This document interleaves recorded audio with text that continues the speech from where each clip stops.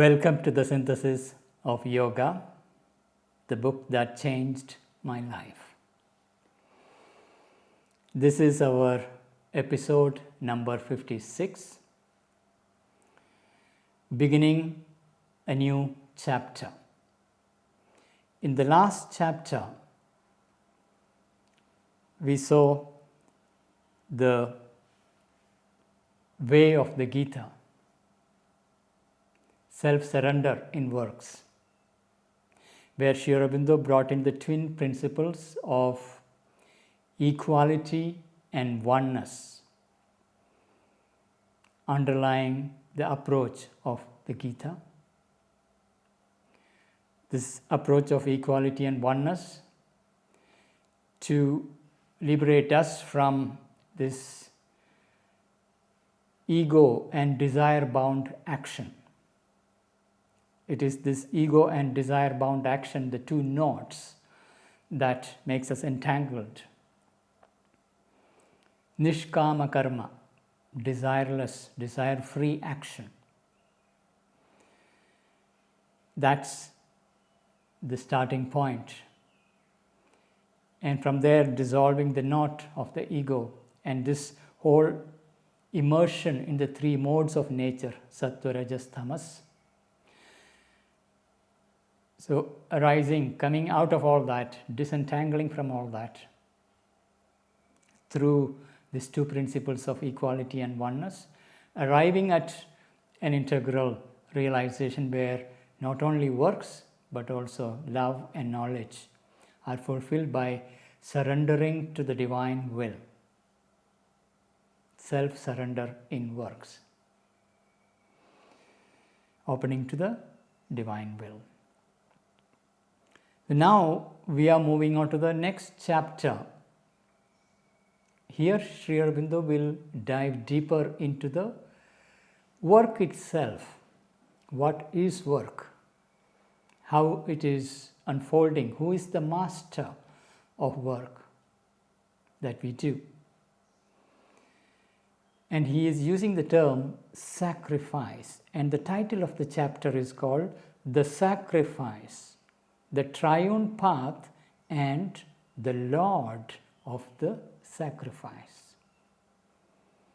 Sacrifice can also be understood as the Sanskrit term yajna, whole action as a yajna, as an offering, as a sacrifice.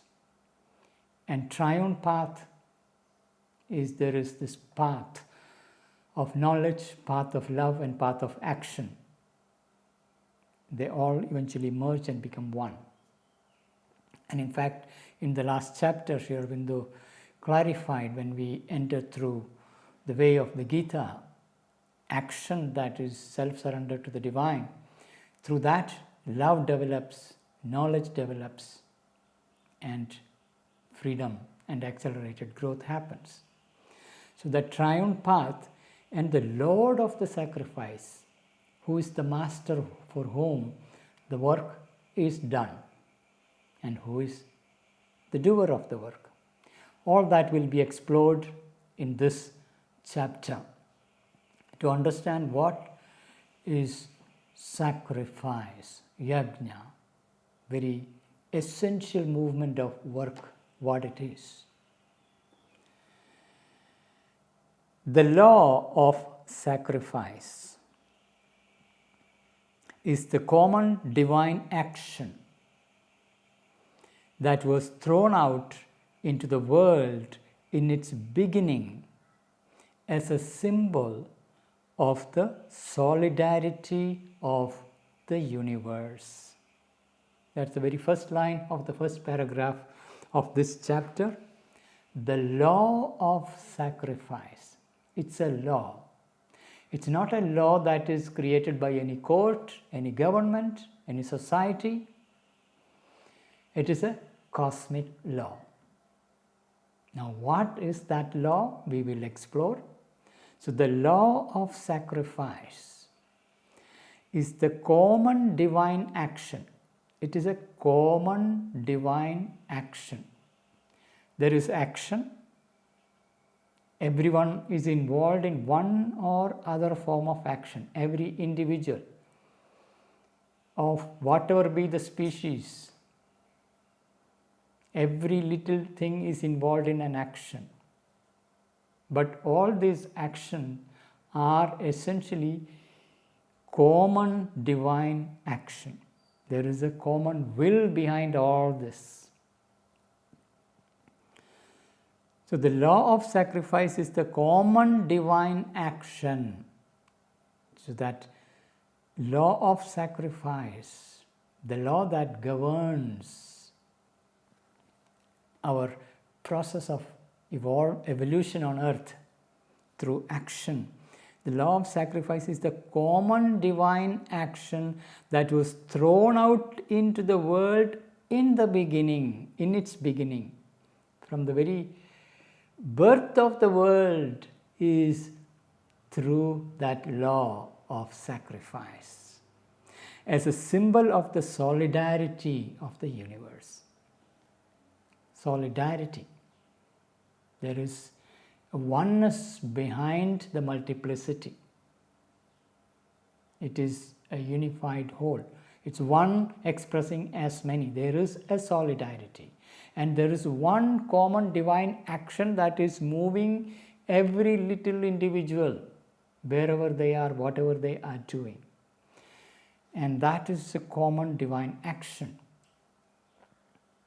And that is what is holding everything together. It's a symbol of solidarity of the universe. The law of sacrifice is the common divine action that was thrown out into the world in its beginning as a symbol of solidarity of the universe.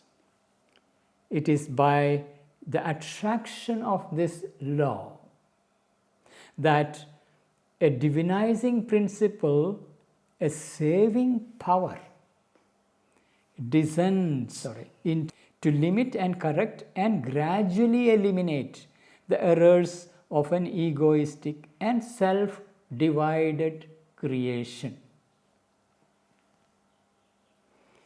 So it is by the attraction of this law of sacrifice, the divinizing principle descends. And why it is descending? It is to limit and correct and gradually eliminate the errors of an egoistic and self-divided creation. There is one self that has become many. Out of that millions and billions of many, we individuals feel ourselves to be that one little separate self. And we feel ourselves divided, separated from the rest. So we experience the creation as a self-divided. I am separate from the rest. And that is the root cause of the experience of the ego. I am separate. So it's an egoistic, self-divided creation. And that causes the errors in our perception.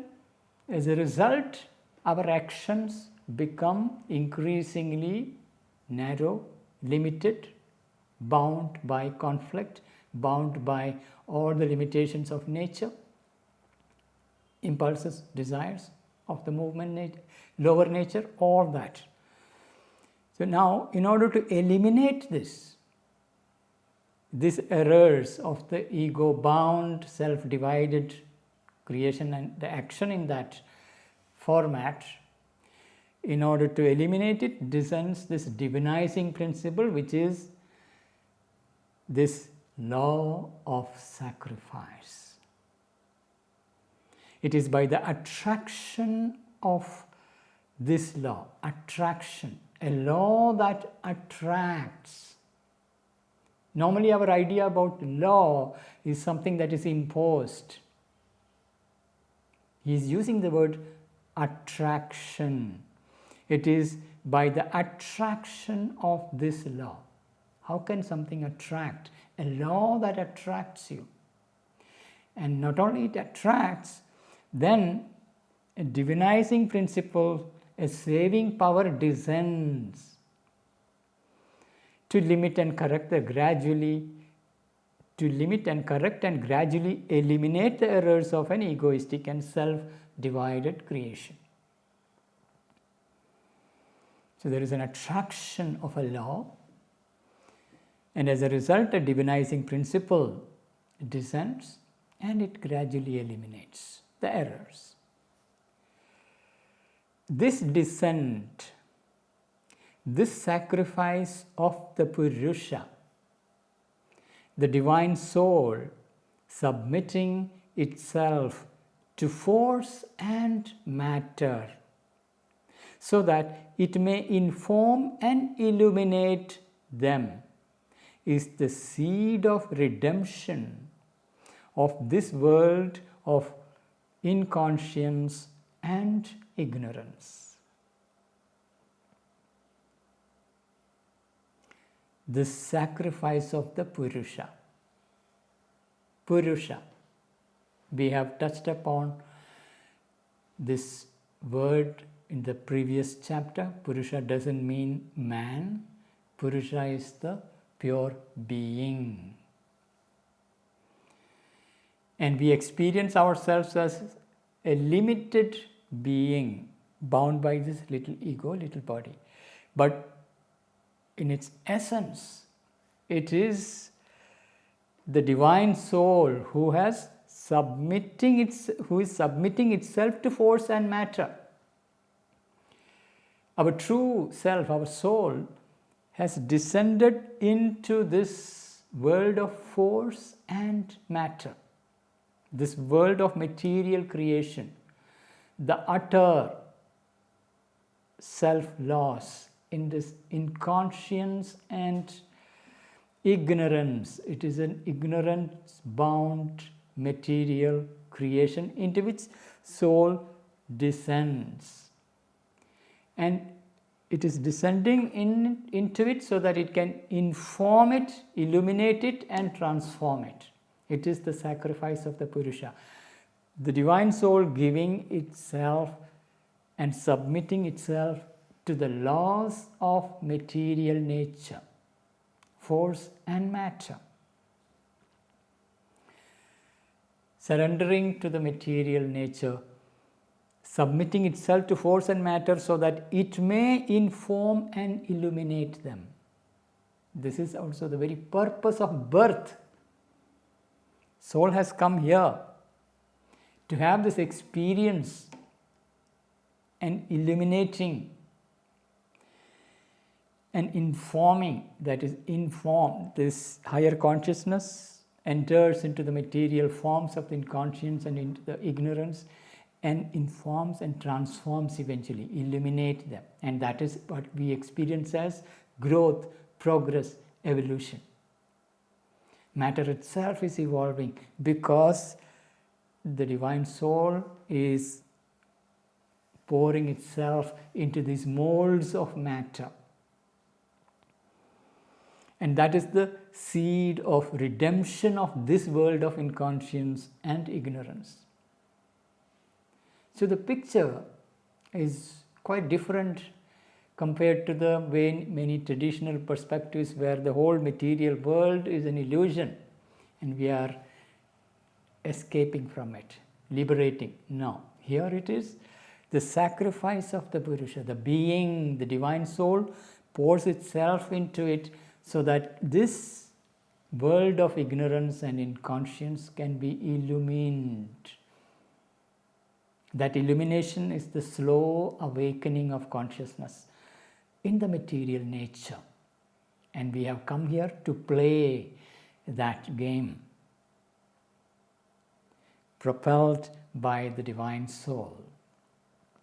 So this descent, this sacrifice of the Purusha, the divine soul submitting itself to force and matter so that it may inform and illuminate them, is the seed of redemption of this world of inconscience and ignorance. By this very presence, this world is transformed, elevated into its divine possibilities. That is where the redemption of this world is. For with sacrifice as their companion, says the Gita, the All-Father created these peoples. Sacrifice is the very process of creation itself, of this world and its people. That's what the Gita says. For with sacrifice as their companion, sacrifice as their companion, this self-giving, self-offering in action, that as the companion, the All-Father created these people. The one who fathered the entire creation, all the multiplicity. It is that which created these people. So, for with sacrifice as their companion, says the Gita, the All-Father created these peoples.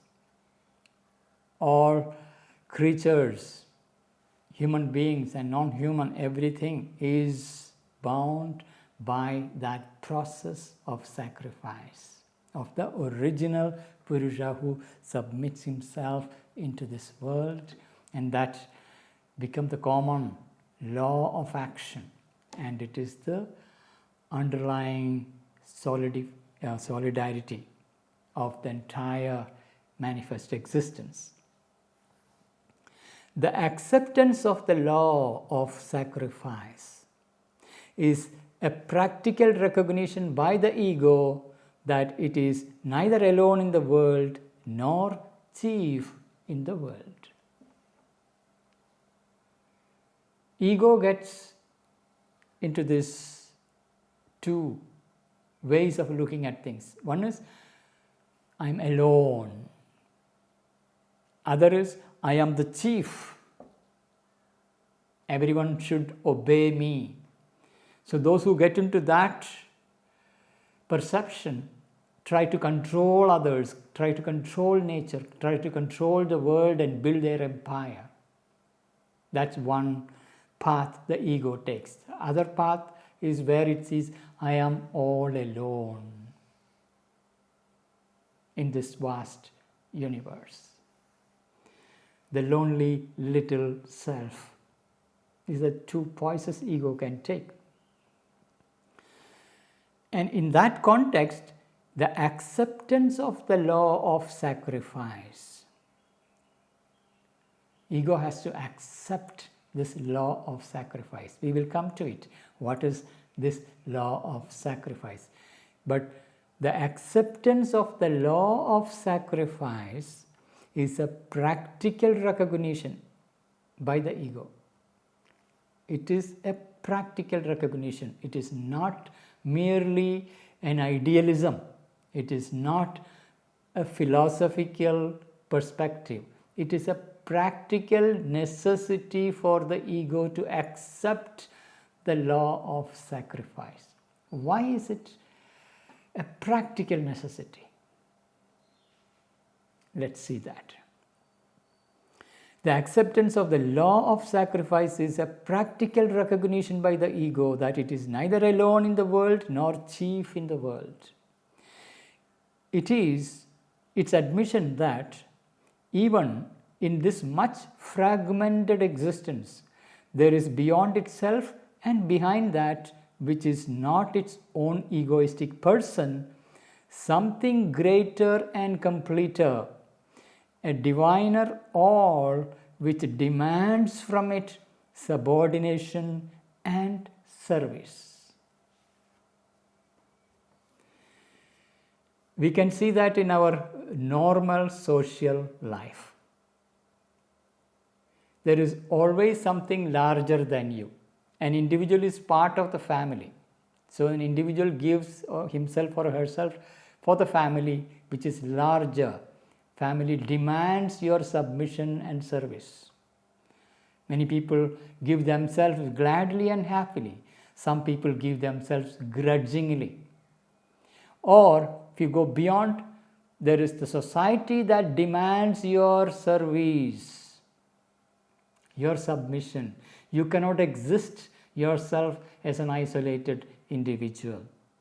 The larger being demands your submission, your service. By being part of that collective life, you have to serve one or other rule or role in the collective life.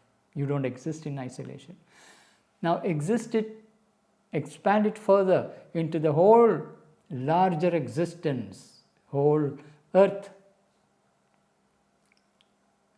There we must individually, it is a practical necessity to submit to this larger existence of earth and her laws and principles.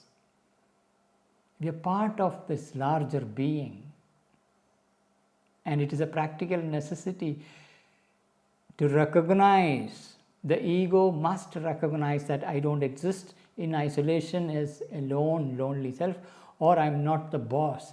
There is a submission and service demanded from the individual by the larger existence. It is its admission that even in this much fragmented existence, our normal life is of fragmentation. We feel ourselves to be separate individuals. Even in that fragmented existence, there is beyond itself and behind that which is not its own egoistic person. So, beyond oneself and behind that which is not its own egoistic person. So, beyond I, me, and myself, there are other people, other life forms. All are there playing their roles. And behind all that, there is something greater and completer, a diviner all, which demands from it subordination and service. Indeed, sacrifice is imposed and, where need be, compelled by the universal world force. It takes it even from those who do not consciously recognize the law. Inevitably, because this is the intrinsic nature of things. Whether you like it or not, you must give. There is no option. When you come into existence, this is the law. The sacrifice, therefore, it's imposed by the larger will of existence, where need be compelled by the universal world force, the force that is moving the worlds, moving the individuals, and that force will compel each individual to sacrifice, to give oneself. There is no way out. It takes it even from those who do not consciously recognize the law. Whether you know the law or not, it is taken from you. Inevitably, because it is the intrinsic nature of things. That's how life works. Our ignorance or our false egoistic view of life can make no difference to this eternal bedrock truth of nature. This is a truth of nature. It is a bedrock truth of nature. Our ignorance or false egoistic view of life is not going to make any difference to the law, because that is how the world has been created. Now let's see how this works. For this is the truth in nature, that this ego, which thinks itself a separate independent being and claims to live for itself, is not and cannot be independent nor separate, nor can it live to itself even if it would, but rather all are linked together by a secret oneness. There is a secret oneness here. It will be interesting to remember that our initial drive is to become independent. We find ourselves to be dependent. When you are a child, you are dependent on the parents. And then you slowly want to become independent as you become a teenager. And eventually financial independence, emotional independence. You want independence, freedom. Then gradually as you expand in your consciousness, you become aware that you are actually interdependent with a larger life. And when you go further deep into the journey, you discover that it is not even interdependence, there is a fundamental oneness with the larger whole. But that is the journey of our consciousness evolving and recognizing these levels from dependence to independence to interdependence to oneness. There is a secret oneness. We are not aware of it. And we struggle to become independent.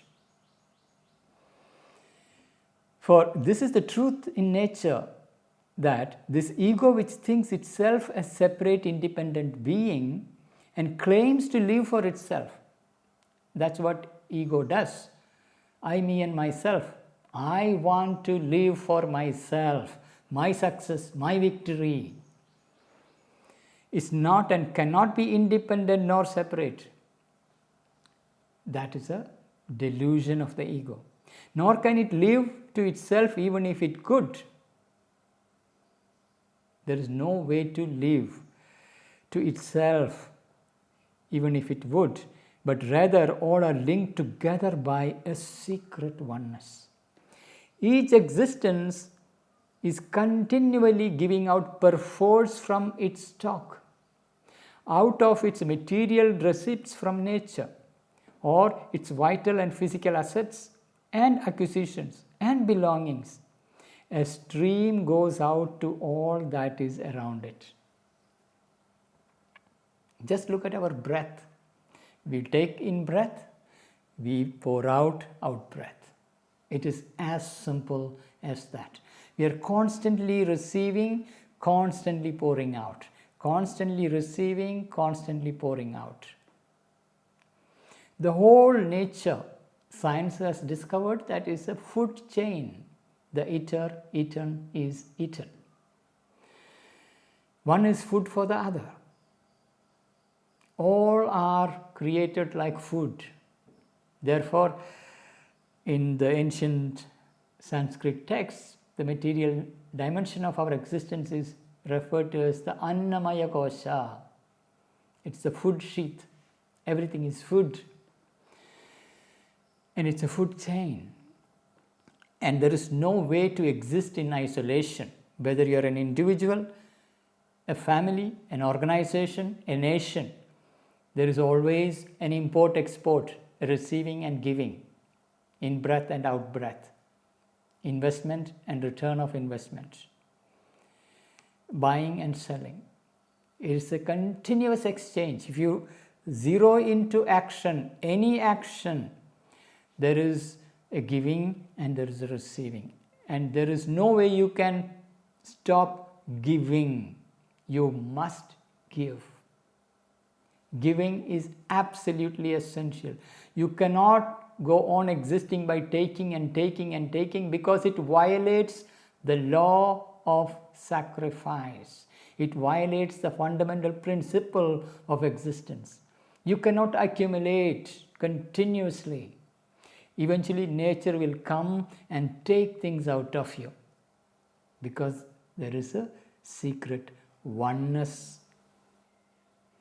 And always again, it receives something from its environment gratis or in return for its voluntary or involuntary tribute.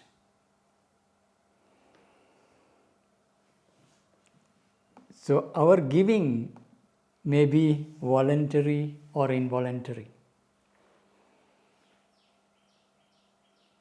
Whether it is given voluntarily or involuntarily, there is always a return.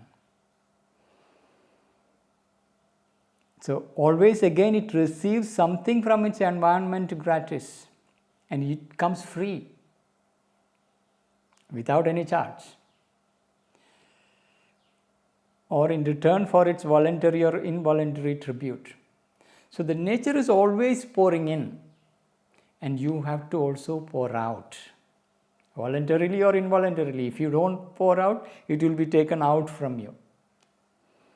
What nature pours in, the environment pours in, it's always there.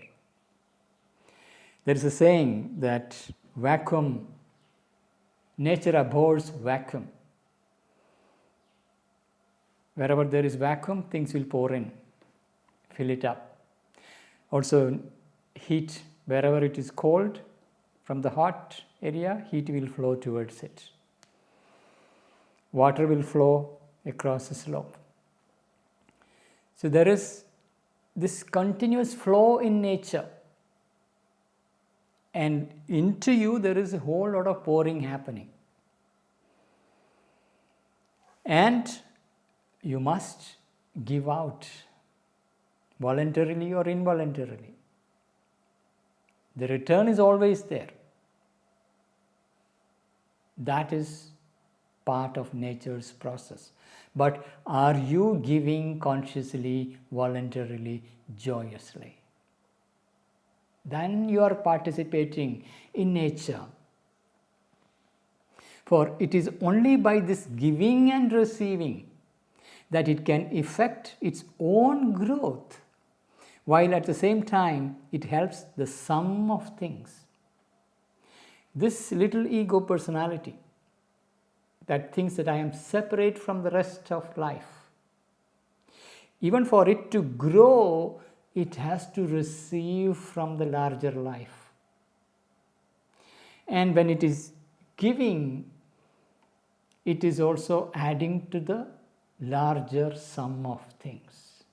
It is through that mutual receiving and giving. For it is only by this giving and receiving that it can effect its own growth, while at the same time it helps the sum of things. So you are also helping the sum of things in the process. There's a constant exchange. It's like a cosmic stock exchange or a marketplace. There is a continuous receiving and giving. When you become conscious, that is where you give voluntarily. If you don't give, it will be taken. For it is only by this giving and receiving that it can effect its own growth, while at the same time it helps the sum of things.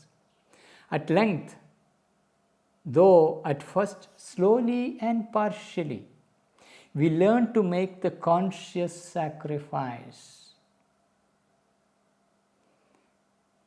So once you begin to understand the law, slowly and partially, we learn to make the conscious sacrifice.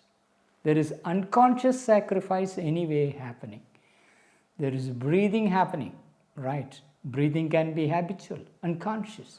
You can also breathe consciously, receiving from the environment with gratitude the life-nourishing prana, and offering to life that which you are, your love, your gratitude. So there is a reception and giving.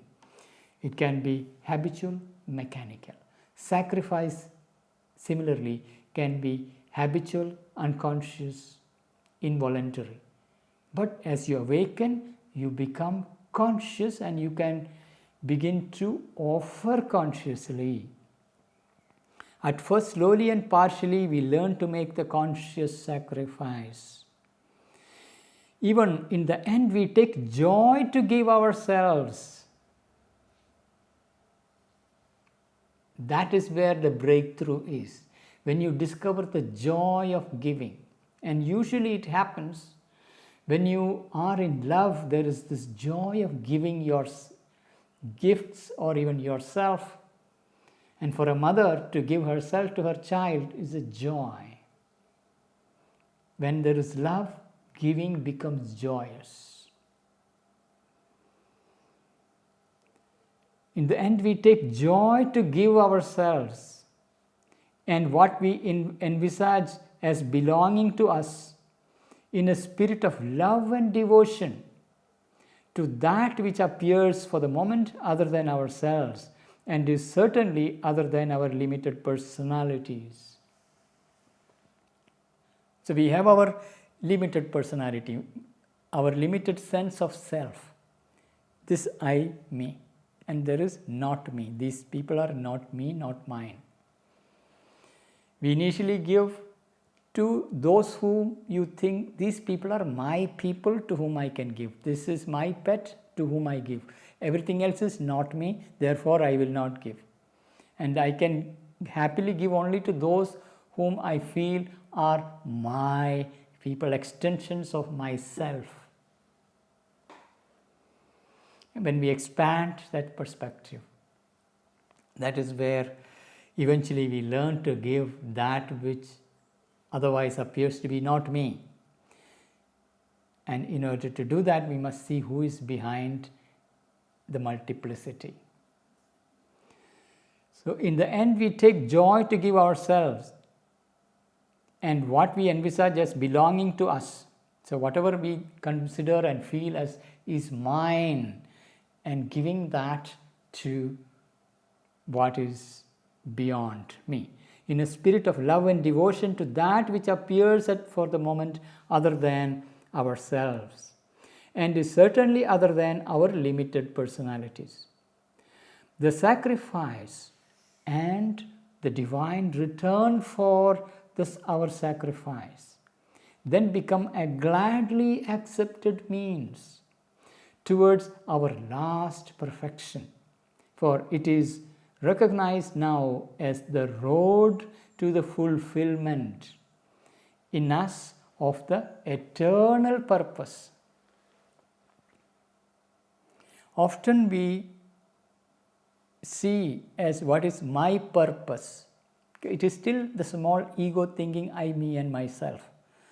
My purpose of life. When we go beyond I, me and myself, you begin to recognize there is an eternal purpose.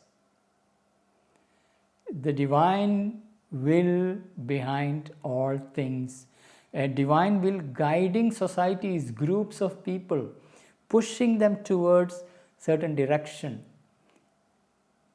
which is relevant in a particular time context. In the last century in India, first half of the century, the movement was the liberation of the country. There was a larger divine will working through the collective, through the individuals who become the leaders. But behind the leadership, behind all the mass movement, behind all that, there is a larger purpose of the divine working itself out.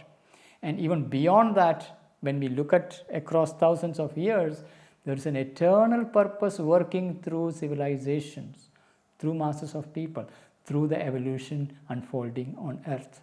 It is in that context our individual life and its specific small role in the larger symphony will be clear, revealed, as you begin to open your eyes to the divine wisdom working behind all things. So in that context is you are giving yourself joyously to a purpose that is given to you. It's part of the larger eternal purpose. So the sacrifice and the divine return for our sacrifice then become a gladly accepted means. When you discover this law of sacrifice in which the joy of giving, in fact, it is by giving you expand and enlarge and grow rapidly. It is not by taking. In fact, if you look at great businessmen, They know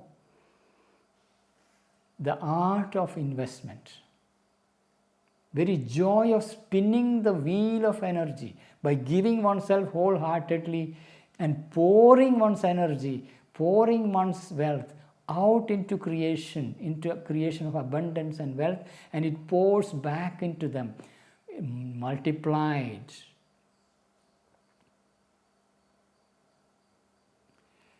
It is very easy to mistake someone who is living in that abundance to be merely a businessman.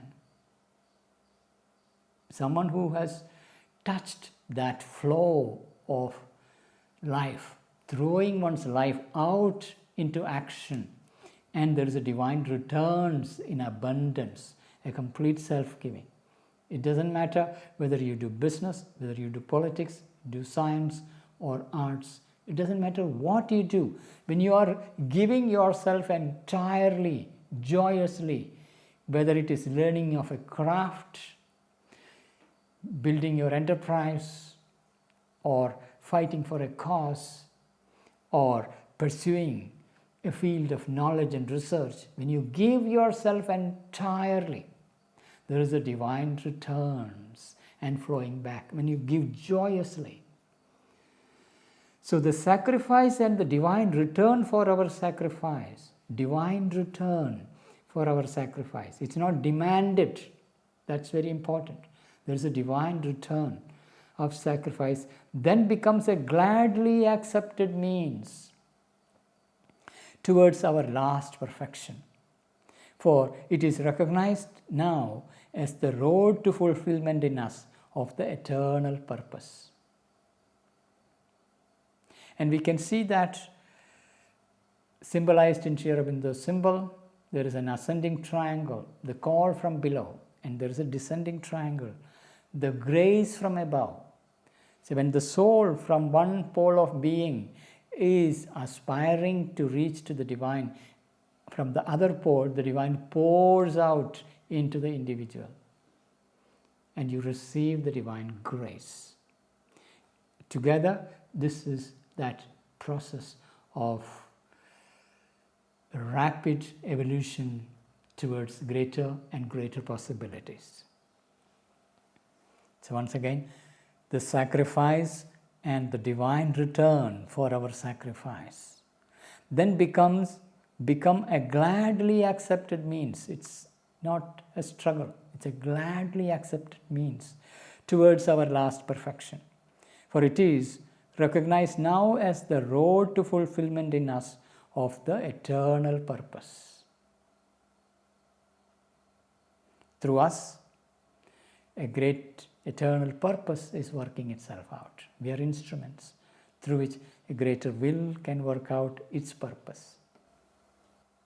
But most often, the sacrifice is done unconsciously, egoistically, and without knowledge or acceptance of the true meaning of the great world right. When we go to a marketplace, when we look at a stock exchange, when we look at a larger society, people exchanging things, when we look at an organization where thousands of people come and give their time and energy, something getting created, we don't look at it as sacrifice, as yajna. Everything, an ecosystem, a forest, there is a constant exchange. It's a world right. The whole earth, there is this world right happening. Constant exchange, giving and receiving. And once you understand this cosmic law, this law of sacrifice, yajna, giving, offering oneself, and when you learn to offer oneself joyously, that is when you progress rapidly. But most often, the sacrifice is done unconsciously and egoistically and without knowledge. We bargain. I will give you this, you give me that.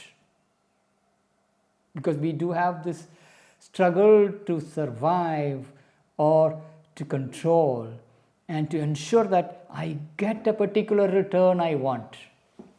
So I will give you this only under the condition that you give me the other thing. So we get stuck at the level of a trader, and we are actually limiting the infinite returns that is otherwise possible.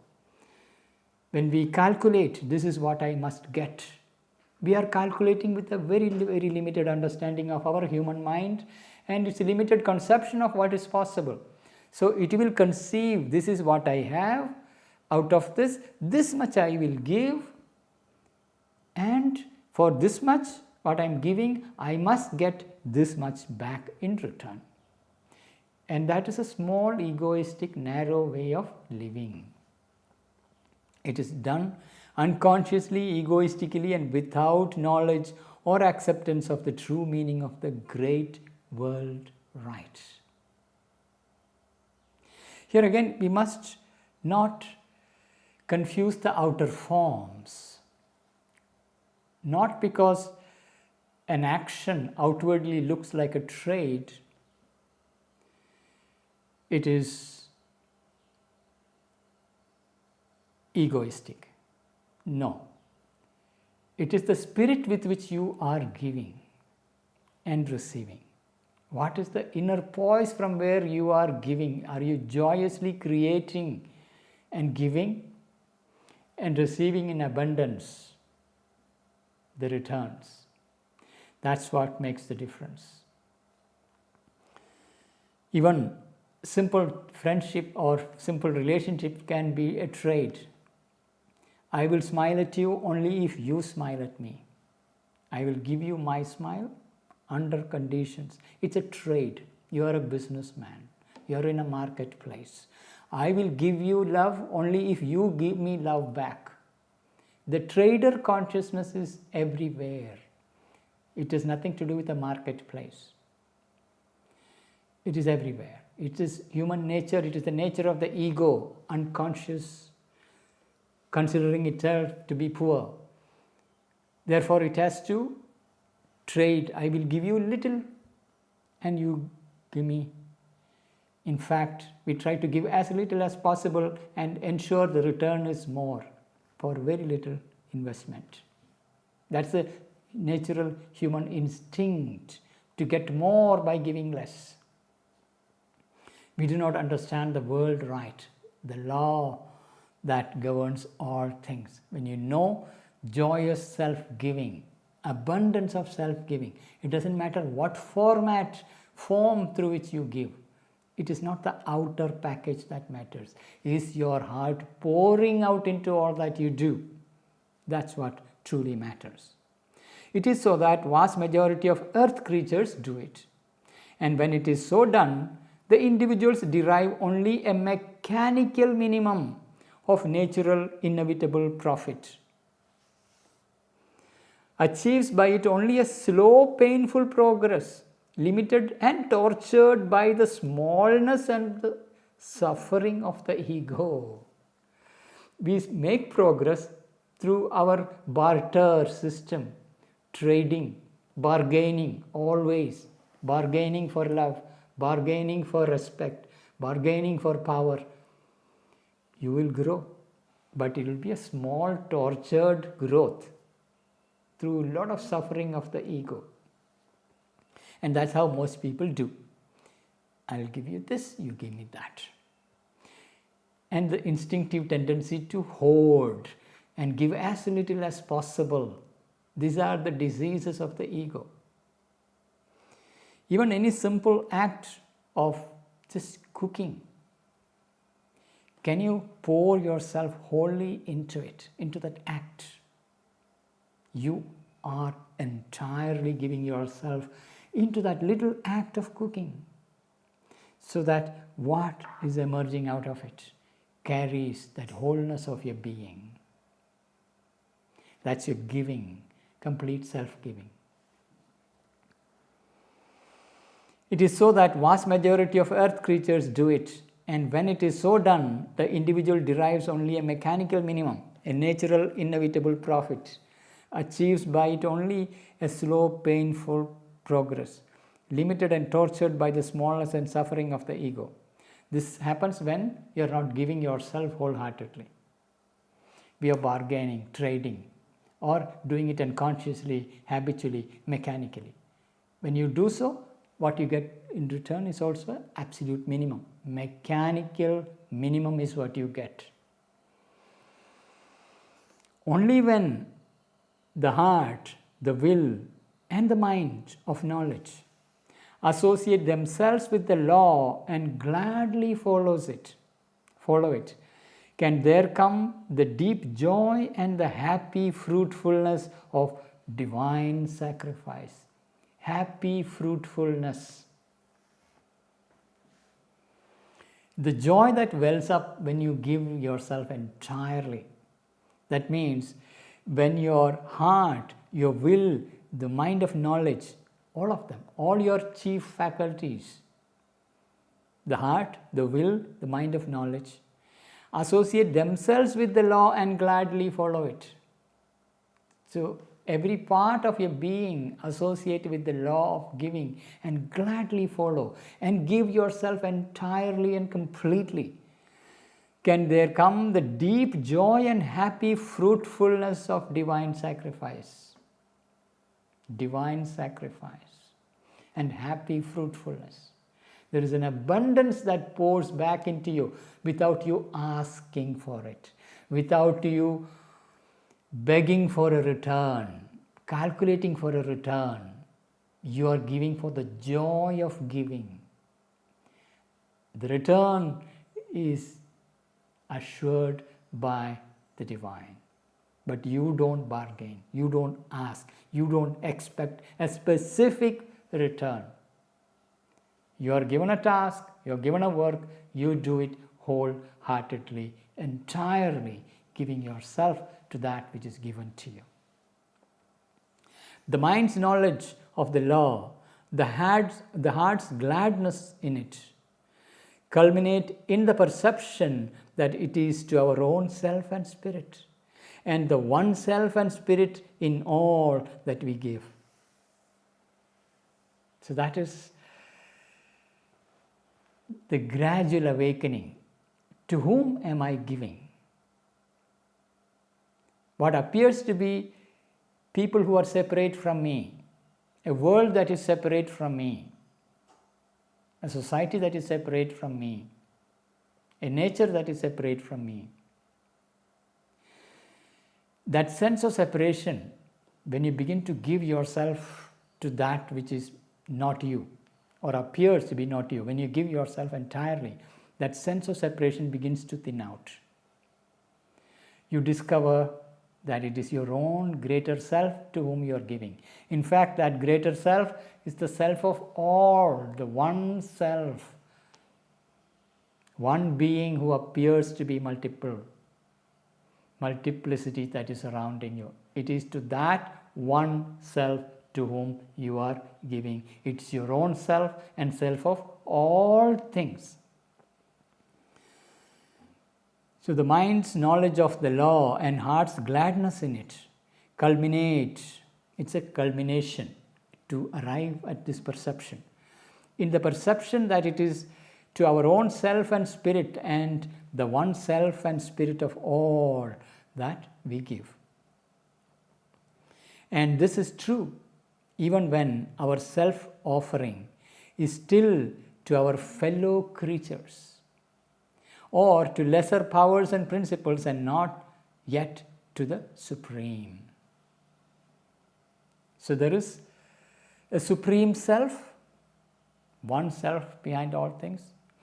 Then there are executive agencies, powers and personalities of this greater Supreme Self operating behind various movements. And these powers and personalities may even operate through various groups of people. So you may be giving to a set of people, fellow creatures, without necessarily knowing the Supreme Self that is behind, or the larger divine powers and personalities behind.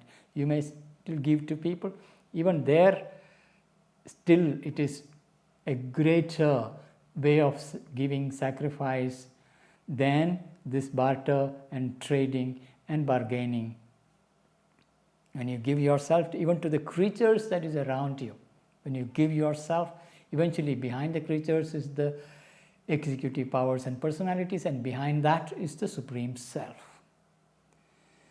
So this is true even when our self-offering is still to our fellow creatures or to lesser powers and principles, not yet to the Supreme. Not for the sake of wife, says Yajnavalkya in the Upanishad, but for the sake of the self is the wife dear to us. It's a very famous line by Yajnavalkya, who is known for the Brihad Aranyaka Upanishad, in which there is a beautiful conversation between Yajnavalkya and his wife Maitreyi. There these lines come, not for the sake of the wife, says Yajnavalkya in the Upanishad, but for the sake of the self is the wife dear to us. So when a husband is looking at a wife, whom are you looking at? Only in the outer appearance she is your wife. Behind that appearance is the self, the greater self of the universe, which is also your own self. So when you give something to your wife, to whom are you giving? Now the same thing can be applied to your children, to the neighbors, to the strangers, to the animals, to the birds, to the ecosystem. It is to that self we are giving. This, in the lower sense of the individual self, is the hard fact behind the colored and passionate professions of egoistic love. Our normal human love is very egoistic love. And that love, in its intensity of love, want to give oneself to a particular person out there. Even that itself is a joyous movement. Even if it is an egoistic small movement, it is still part of the larger movement. This is the lower sense of the individual self, is the hard fact behind the colored and passionate professions of egoistic love. Colored and passionate professions of egoistic love. Love that is bound by the ego. Even one individual's ego merge with another person's individual's ego, and you become one group ego, one paired dual ego by giving oneself to each other. Even that is a great joy to give. Even it's a lesser truth than actually giving to the great self that is behind all this multiplicity.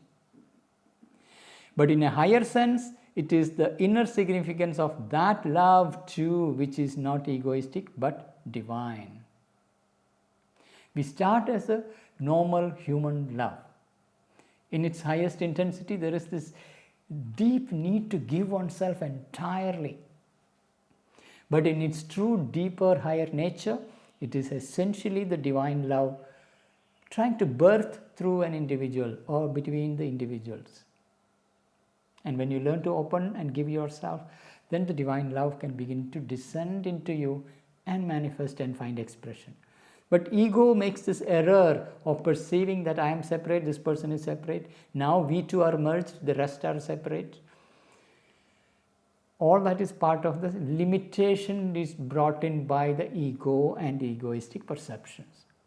But when we are able to open that up, then we are opening to a greater divine love that pours in, pours out. And you are only a channel which receives and pours out.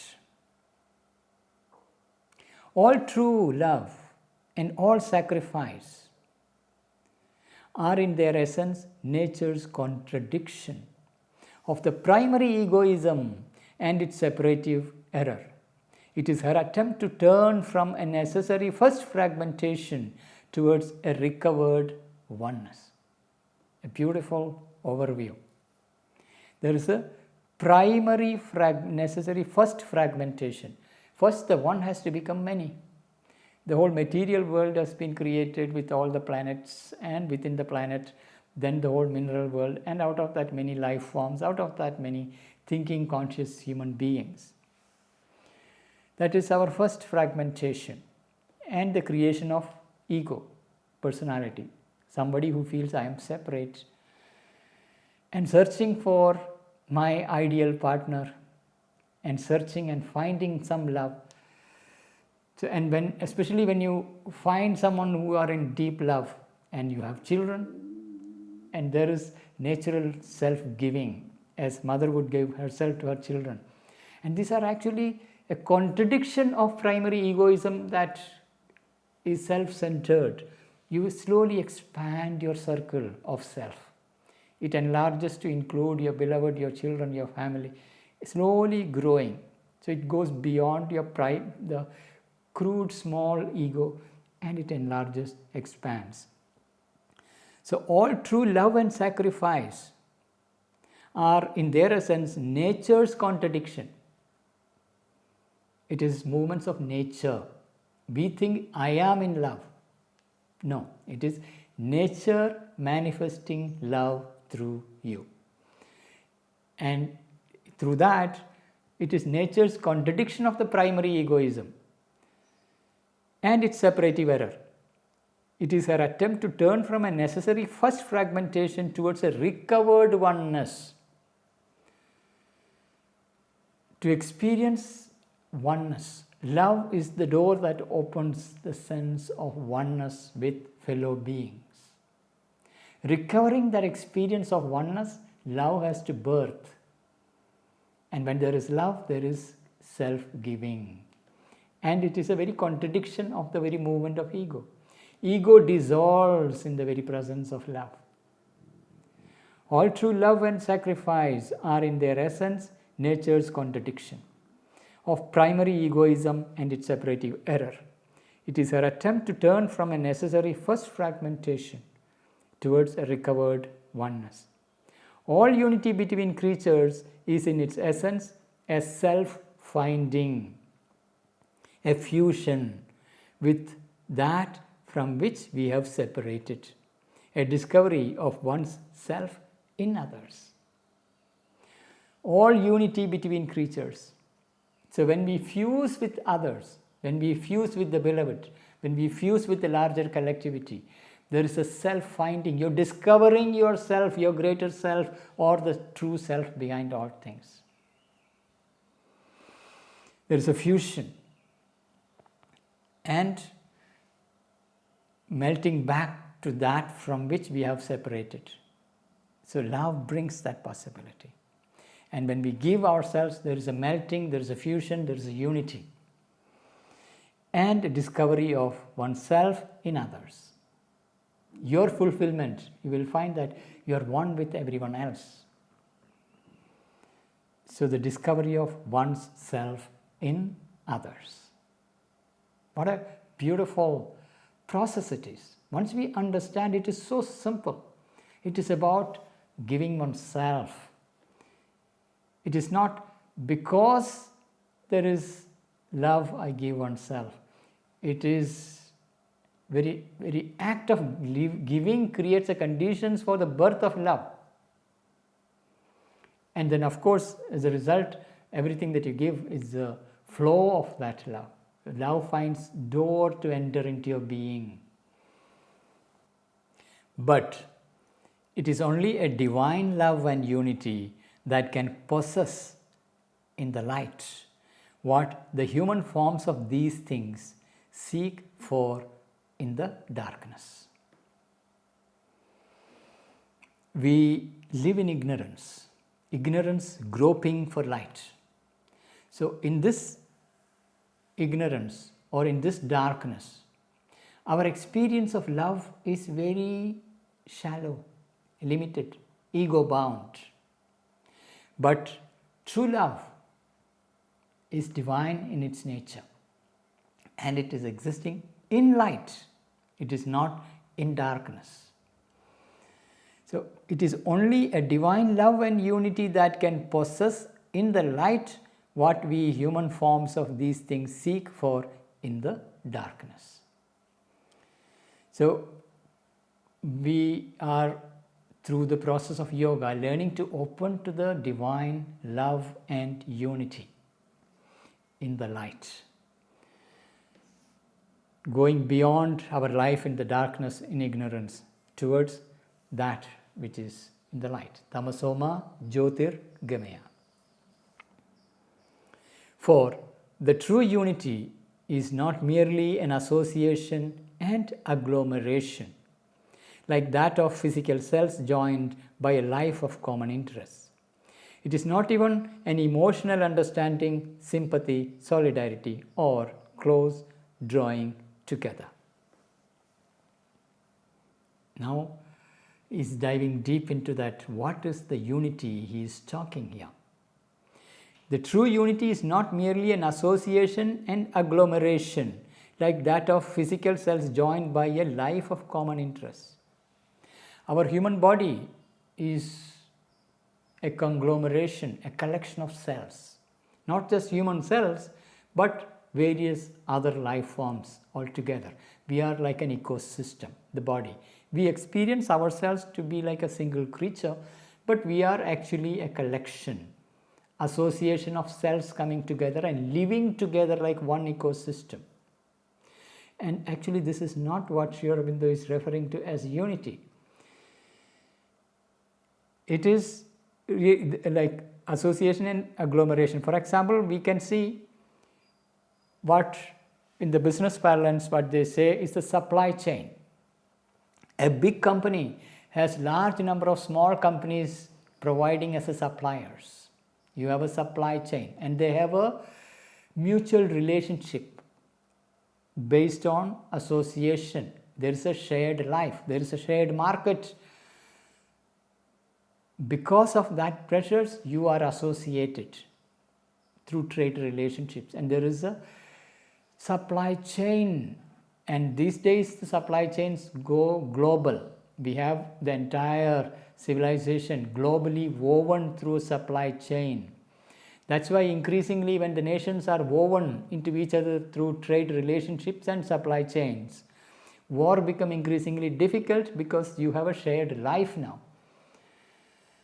And that is not what is meant truly by unity. So a true unity is not merely an association and agglomeration like that of physical cells joined by a life of common interest. Cells living together because they have a common interest. The moment the common interest is removed, these parties will part their ways. It is not a lasting oneness. It is only a temporary association for a common interest. That is not human unity. That's not truly the unity. It's a temporary association. The next type is, it is not even an emotional understanding, sympathy, solidarity, or close drawing together. So when people live together in an area, they develop certain affinity and empathy.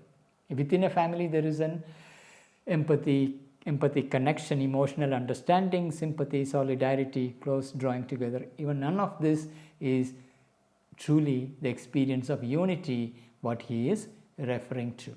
So it's not a supply chain level of unity that is contextual, based on shared self-interest, nor an emotional affinity and connection because you are associated with each other for a long time. You understand emotionally, you feel a little bit others' life, and you support and you have this sense of solidarity. None of that. Only then we are really unified with those separated from us by the divisions of nature, when we annul the division and find ourselves in that which seem to us not ourselves. Here it is the spiritual sense of oneness. What appears to be not me, not myself, when I am able to discover myself in others, that is where the beginning is.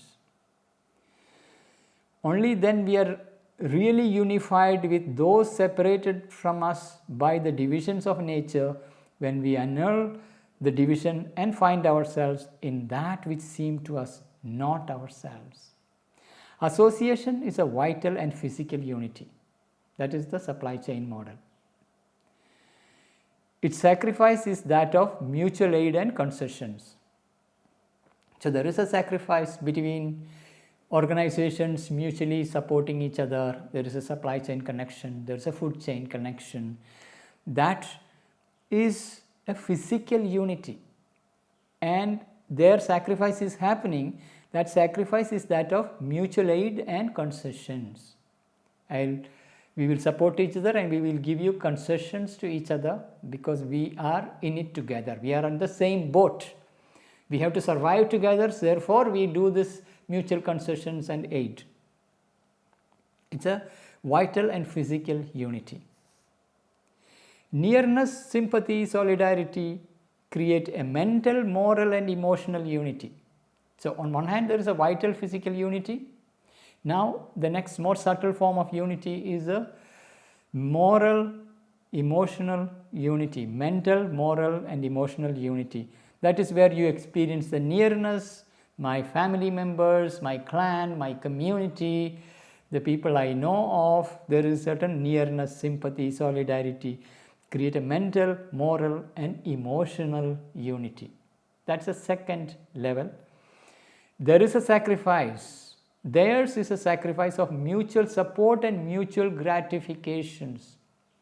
There is a mutual gratification, an emotional gratification, a moral gratification, a mental gratification, and you support each other because of that gratification that you get. It is not a material gain, but it is emotional, moral, mental gratification, therefore has this nearness, sympathy. Now the deeper one. But the true unity is spiritual. Its sacrifice is a mutual self-giving in an interfusion of our inner substance. There is an interfusion of our inner substance. Here substance is the subtlest substance, not our material flesh. As we go deep within ourselves, we increasingly come in touch with subtler forms of substance. Even very peace that we experience, spiritual peace, there is a substance behind it. And the very substance of the very soul, there is a mental substance, there is a, let's go gradation wise. There is a physical material substance, there is a vital substance of emotions and related stuff. There is a mental substance, and beyond that there is psychic, the soul substance. It is at that deeper level there is an interfusion of substance. That's where you truly deeply feel the other person in you and yourself in the other person. There is no separation. You are one being. So the true unity is spiritual. Its sacrifice is a mutual self-giving, an interfusion of our inner substance. Very inner substance is interfused. So 3 levels of sacrifice. One is purely physical association, a physical need, vital physical. Sacrifice is a mutual aid and concessions. The next is mental, emotional, where you have an affinity, a bonding, and that is where the gratification happens between this empathic bonding that happens.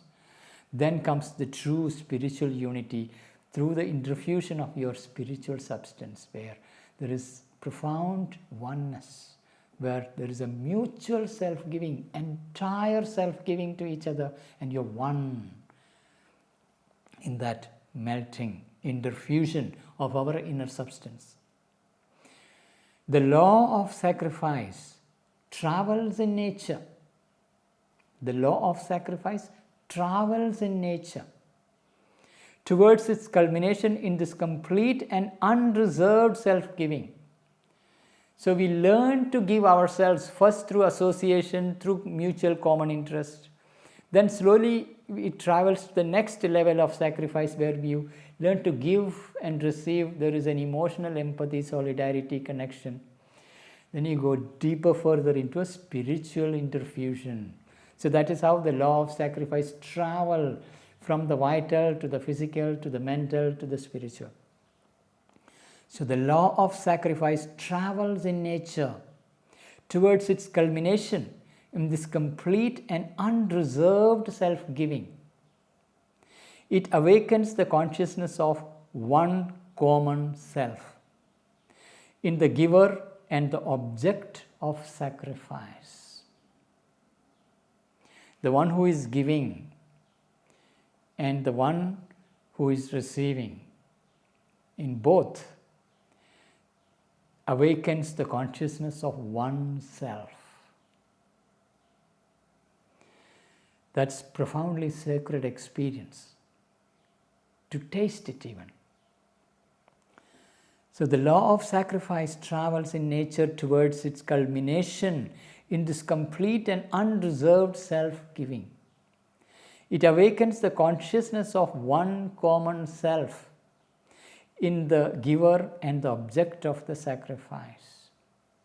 Even the objects that you give, the one who is giving and the object of sacrifice, the one who is recipient, it is one self that is behind all this. One substance, it is your own soul substance that is becoming the very object that you are offering, and that is becoming the very soul substance of the other who is receiving. And that's a very profound experience of sacrifice. This culmination of sacrifice is the height even of human love and devotion when it tries to become divine. In human love, we begin to get a glimpse, a taste. And when we are able to open to greater influx of divine love, it is to this experience we move.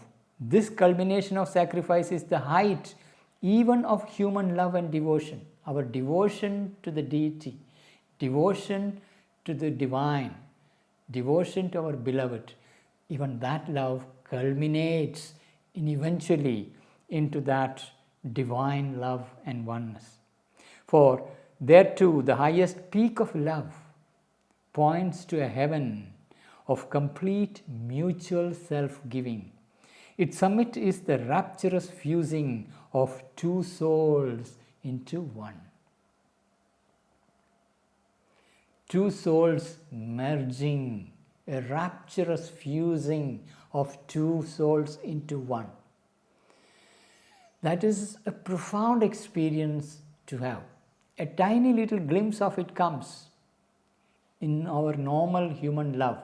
But our normal human love gets entangled in all its attachments, jealousies, fears, and lose the sacredness, the original love. So we need to recover the original love and open to the influx of that love. Through that, the fusion of souls happen. And that's the reason why people flock towards great masters, because in them there is a melting of the soul with soul.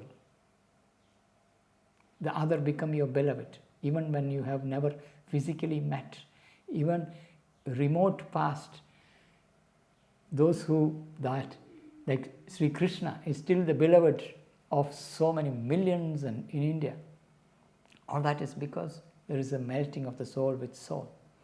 There is a fusion, like Radha and Krishna, symbolic representation in India, a very ancient memory when two individuals merge spiritually at a deep level. That's the most rapturous fusing of two souls. So this culmination of sacrifice is the height even of human love and devotion when it tries to become divine. For there too, the highest peak of love points to a heaven of complete mutual self-giving. Its summit is the rapturous fusing of the two souls into one. There is a mutual surrender, complete self-giving, unreserved, unconditional self-giving to the other. And that happens when the soul comes forward. Soul recognizes the soul. and there is a rapturous merging of the soul with soul. And there is a vast expansion in that journey of spiritual substance merging with spiritual substance. Recognizing their profound oneness and the delight of your being in that. And devotion is naturally that door opening. So in action, remember, this whole part we are exploring in Synthesis of Yoga is the yoga of divine works. And work is the sacrifice. And the law of sacrifice moves from a vital physical association to an emotional empathy to the spiritual interfusion of spiritual substance and experience of profound oneness. There, that's why Sri Aurobindo refers to as the triune path. It is not only action, love and knowledge of the beloved, all that comes together. That is the sacrifice that we are talking about. It's a yajna of complete self-giving. Your spirit find its fullness in the other. What a beautiful picture Sri Aurobindo is painting here. It is not an ascetic dryness. It is truly the celebration of the spirit in life, in all life, dancing through all, merging, melting in the ecstasy of oneness. So with that, we come to the end of this episode. See you next week.